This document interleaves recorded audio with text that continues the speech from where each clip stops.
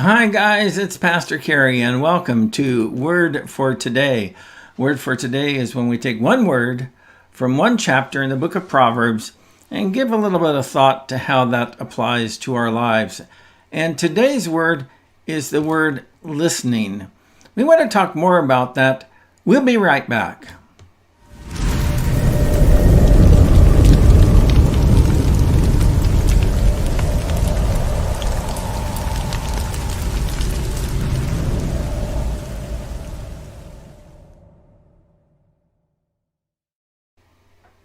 So here's a good question to consider.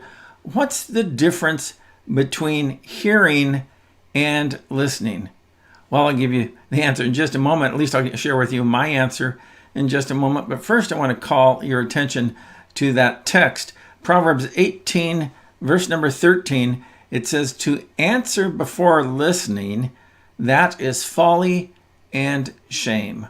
To answer before listening, that is folly and shame. So what is the difference between hearing and listening?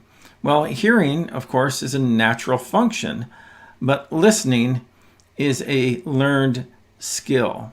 And so think about it for a moment. What does listening say? Well, it says, I care. I care enough to hear not only what you're saying, but how you're feeling, what's going on in your life, and just on and on. And so listening takes effort. And I think that's probably maybe the number one reason why many people are poor listeners is because you can't be lazy and a listener, is that you have to exercise some effort. It requires focused attention. And so for me, of course, I've been doing, I'm kind of a professional listener in many respects all throughout my life as a pastor. But over the last few years, actually, I went back to school to get another master's degree. And this time I decided to go for life coaching. And there's a lot of whole reasons why I selected that particular training. But one of the things that coaching is all about, people think, it's about having all the answers, but really what it's about is carefully listening to others and guiding them to the place where they can discover solutions for themselves.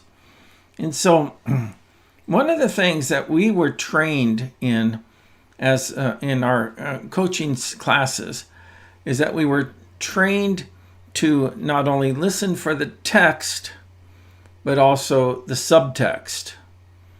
When people are talking, that they are not only sharing information with you through their words, but you can begin to hear not only in what they say, but how they say it and their presence and on and on and on about what really the subtext is in the conversation.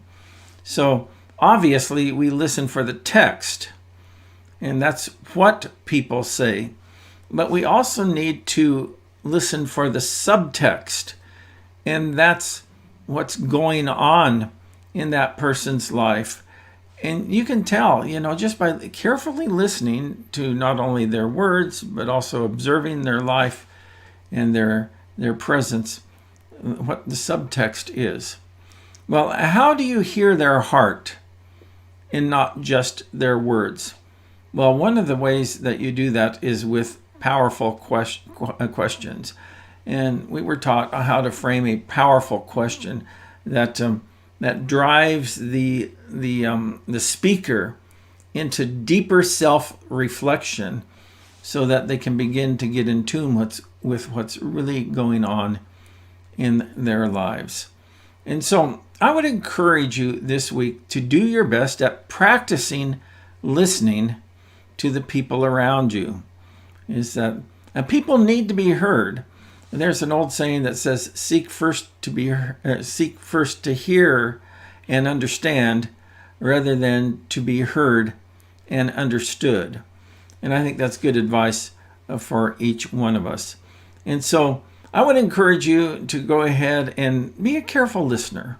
listening for the text and the subtext of the people that God brings brings into your path this week. Also, I want to encourage you to read Proverbs chapter 18. I think you'll find a lot more great truths in that passage, in that chapter, that can help you to grow in wisdom. That's it for now. I'll see you next time. Bye-bye.